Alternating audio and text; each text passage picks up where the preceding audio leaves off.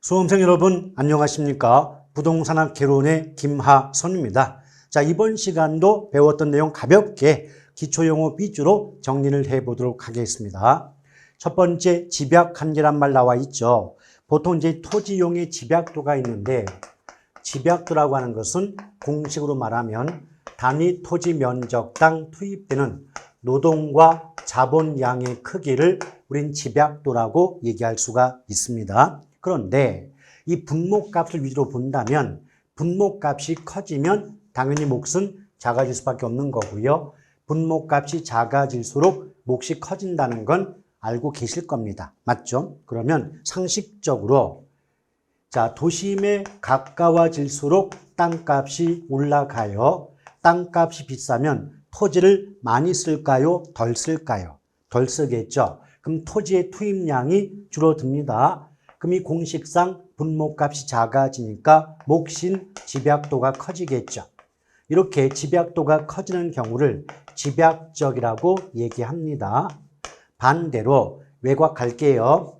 외곽으로 갈수록 땅값은 떨어지겠죠. 그럼 싼 건 많이 쓰지 않을까요? 그러면 공식상 토지의 투입량, 사용량이 많아지죠. 그럼 분모값이 커지면 몫이 작아지니까 집약도가 낮아집니다. 이렇게 집약도가 낮은 경우를 조방적이라는 말을 쓰고 있다는 거죠. 자, 그럴 때 일단 집약이란 말이 들어가면 집약자가 붙었다는 건 집약도가 크다는 뜻이에요. 집약도가 크다, 높다의 뜻이 되겠죠. 근데 뒤에 한계자 붙었습니다. 이 말은 뭐냐면 집약도가 이보다 더 높을 수 없다. 집약도가 이보다 클 수 없다는 뜻이에요. 그럼 집약도가 가장 높은 경우를 의미하니까 토지 이용 집약도의 상한선이라고 얘기할 수가 있는 거고요. 또한 이럴 때는 한계 수입과 한계 비용이 일치하는 경우의 집약도로서 이윤 극대점에 해당이 된다라고 얘기하고 있다는 겁니다. 보통 경제학에서 보면 한계 수입과 한계 비용이 일치하는 것이 이윤 극대 조건에 해당이 되지 않겠습니까? 근데 걱정할 건 없어요. 한계 수입이 뭐냐, 한계 비용 뜻이 뭐냐 이런 거 안 물어보니까 그냥 어떻게 한계 수입, 한계 비용 일치한다, 이윤 극대점이다 이 말 나오면 아 이것은 집약 한계를 뜻하겠구나 이렇게만 출제가 되지 내용까지 물어보지 않으니까 걱정하실 필요는 없는 부분이고요. 자, 직주 분리가 있거든요. 이 직은 직장이고 주는 주거 지역이 되겠죠. 그래서 직장과 주거 지역이 분리, 떨어져 위치하는 현상을 우린 직주 분리다라고 볼 수가 있겠습니다. 상식적 또는 현실적으로는 도심 내 직장과 주거 지역이 가까이 위치하는 게 여러모로 편리하겠지만 그럼에도 불구하고 왜 직장과 주거지가 멀어질 수밖에 없겠는가? 원인은 다양하게 존재합니다.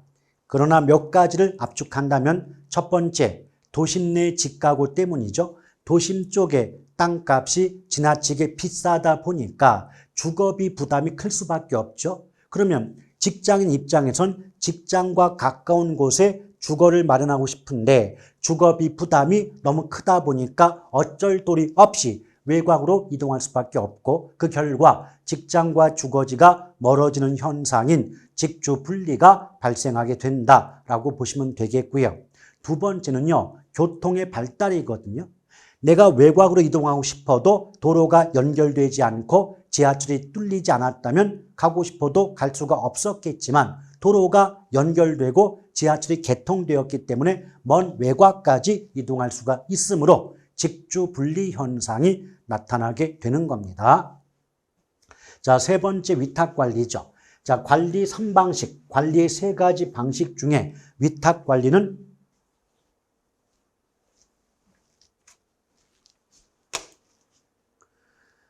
위탁 관리는 가장 관리 전문성이 높은 방식에 해당이 되죠. 그래서 전문적인 업체나 업자에게 관리 업무를 맡기는 방식이 위탁 관리 방식이고 가장 전문성이 높은 관리 방식으로서 현대적인 대형 건물 관리에 가장 적합한 관리 방식이다. 이런 식의 말이 자주 등장하고 있다는 겁니다. 자, 그 다음에 입지, 잉여가 나오죠. 입지라고 하는 것은 한마디로 위치라고 볼 수가 있겠습니다. 입지는 위치가 되고요. 잉여는 무엇인가 남는 떡고물이라고 이해하시면 되겠죠. 그래서 입지, 잉여를 우리 식으로 있는 그대로 해석해 본다면 위치가 좋아서 발생하는 떡고물, 초과 이윤, 특별한 이익이라고 얘기할 수 있겠죠. 그래서 보통 어떤 얘기합니까? 사장님, 여기는 몫이 좋아요 라고 할 때가 입지, 잉여를 의미한다 라고 보시면 되겠습니다. 그런데 어차피 우리 개로는 문장이 예쁘거든요. 그래서 몫이 좋다 이렇게 말하지 않겠죠. 그래서 어떻게 말 나온다? 입지, 잉여란 입지 조건이 양호하여 발생하는 특별한 이익을 말한다. 이런 식으로 등장합니다. 근데 우리 식으로 말을 바꾸면 위치가 좋아서 발생하는 이익이다. 몫이 좋은 것은 몫이 좋지 않은 곳보다 많은 돈을 벌 수가 있겠죠. 그런 것을 입지, 잉여가 발생한다라고 얘기할 수 있는 겁니다. 그 다음에 인구 공동화 나왔죠. 인구 공동화는 뭐 다른 말로 도심 공동화 또는 다른 말로 도넛 현상 이렇게 말을 바꿀 수 있는데 어차피 공동 이 말은 우리말로 바꾸면 구멍이거든요. 그럼 인구 공동화는 있는 그대로 해석해 본다면 인구의 구멍이 뻥 뚫렸다는 뜻이에요. 근데 우리가 즐겨 먹는 음식 중에서 가운데 구멍이 뻥 뚫린 그 음식이 도넛이 아닙니까? 그래서 인구 공동화를 다른 말로 뭐 도넛 현상 이렇게 말을 바꾸는 경우도 있죠. 근데 이런 인구 공동화는 앞에서 보셨던 직주 분리의 결과 중에 하나입니다. 이게 뭐냐면 자, 복습해 볼게요. 직주 분리가 무슨 뜻이었죠? 직장과 주거지가 분리, 멀어지는 현상이 직주 분리인 거 알고 계시죠? 맞죠? 그런데 이 직주 분리가 발생하면요. 도심 내의 인구는 그 주간 업무 시간대는 사람들로 북적대다가 퇴근 시간 이후에는 전부 자기 동네로 이동해 갈 수밖에 없지 않겠습니까? 맞죠? 그럼 주간의 인구와 야간 인구의 격차가 커질 수밖에 없습니다.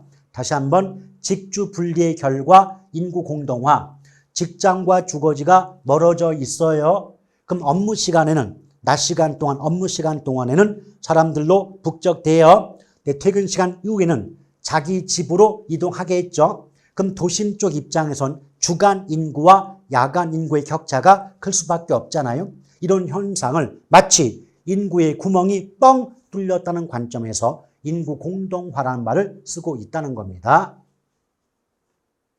자, 스프롤 현상 나왔죠. 그러면 스프롤은 뭐예요? 스프롤은 불규칙적이고 비계획적인 개발로 도시가 외곽으로 확산되는 현상을 스프롤 그럽니다. 그래서 스프롤을 우리식으로 말을 바꾸면 한마디로 난개발이라고 정의해 볼 수가 있겠죠. 그런데 이런 스프롤이 발생하는 이유는 크게 두 가지입니다. 도심 쪽의 직가구와 그다음 장기적 개발 계획의 미수립 두 가지가 큰 원인이죠. 왜 불규칙적으로 개발이 될까요? 장기적인 개발 계획이 세워지지 못했기 때문인 것이고요. 왜 외곽으로 확산될까요? 도심 쪽을 개발하고 싶지만 도심 쪽의 땅값이 지나치게 비싸다 보니까 개발 비용을 감당할 수가 없게 되는 거죠. 그래서 상대적으로 땅값이 싸서 개발 비용이 적게 들어가는 쪽인 외곽을 골라 개발하다 보니까 도시가 점점 외곽으로 확산될 수밖에 없다는 겁니다. 아시겠죠?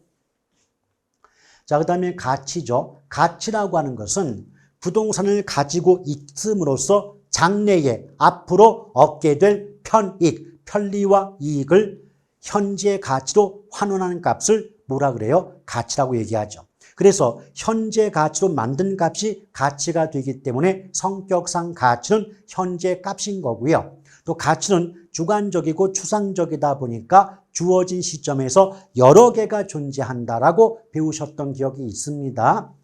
자, 인근지역 나왔습니다. 인근지역은 지역 분석의 대상 지역 중에 하나인데 인근지역의 뜻 자체도 감정평가 규칙의 규정, 즉 법조문이에요.